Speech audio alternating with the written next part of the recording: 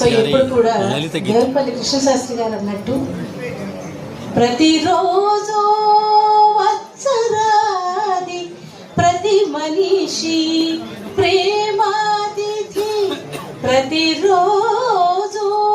వత్సరాది ప్రతి మనిషి ప్రేమాతిథి, వచ్చిన అతిథిని మాత్రం ఎచ్చటకి పోనీయకు, వచ్చిన అతిథిని మాత్రం ఎచ్చటకి పోనీయకు, నేటి నుండి ఏనాటికి వీటి తలుపు